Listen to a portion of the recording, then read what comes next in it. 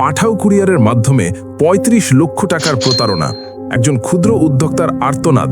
আমার company the mall Ltd গত কয়েক বছর ধরে পাঠাও কুরিয়ারের মাধ্যমে ডেলিভারি করছিল। ভেবেছিলাম বড় ব্র্যান্ড মানেই নিরাপদ, কিন্তু বাস্তবতা ছিল ভয়াবহ।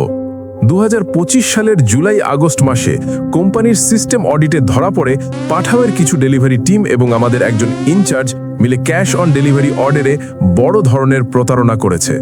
টার্গেট কি করেছে তারা? আমাদের অফিস থেকে প্রোডাক্ট বের হওয়ার পর পাঠাও টিম এবং আমাদের ইনচার্জ মিলে ওটিপি ব্যবহার করে অর্ডারকে সিস্টেমে 0 টাকা দেখিয়ে দেয়, কিন্তু কাস্টমারের কাছ থেকে পুরো ক্যাশ টাকা নিয়ে ফেলে নিজেদের মধ্যে ভাগ করে নেয়। উদাহরণ, ১,০০০ টাকার প্রোডাক্ট পাঠানোর পর পাঠাও সিস্টেমে দেখায় 0 টাকা, কিন্তু কাস্টমারের কাছ থেকে টাকা সংগ্রহ করা হয়। সেই টাকা পাঠাও ডেলিভারি টিম এবং আমাদের ইনচার্জ ভাগ করে নেয়। ফলাফল, দ্য মল এলটিডি এর ৩৫ লক্ষ টাকা আত্মসাৎ। আমরা আইনি প্রক্রিয়ায় যাই এবং আমাদের ইনচার্জ কোর্টে স্বীকারোক্তি দেয় যে সেই এই প্রতারণা করেছে পাঠাও টিমের সহায়তায়। ২ মাস ধরে পাঠাওয়ের বিভিন্ন স্তরের কর্মকর্তার সাথে যোগাযোগের চেষ্টা করেছি, কিন্তু কেউ কোনো সহযোগিতা করে না। এমনকি পাঠাওয়ের সিইও ফাহিম আহমেদের সাথেও যোগাযোগের চেষ্টা করেছি, কিন্তু সেখানেও ইগনোর। আমি বলেছিলাম আপনাদের এই ঘটনার জন্য মিডিয়াকে জানাবো। তারা উত্তর দেয় আপনারা যা ইচ্ছা করতে পারেন।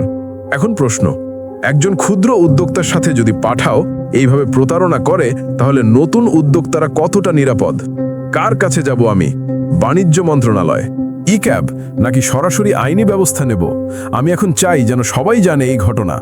পাঠাওয়ের মতো বড় কোম্পানি যদি তাদের অফিসিয়াল টিমের প্রতারণা লুকিয়ে রাখে, তাহলে এটি শুধু দ্য মলের ক্ষতি নয়, বরং দেশের হাজার উদ্যোক্তার প্রতি এক বিশাল অবমাননা। বন্ধুরা, যদি আপনারও এমন কোনো অভিজ্ঞতা থাকে, তাহলে সবার গল্প অ্যাপে নিজের কণ্ঠে আপনার অভিজ্ঞতা শেয়ার করুন, কারণ আপনার কণ্ঠই হতে পারে কারো পরবর্তী বড় সিদ্ধান্তের আগে এক সতর্ক বার্তা।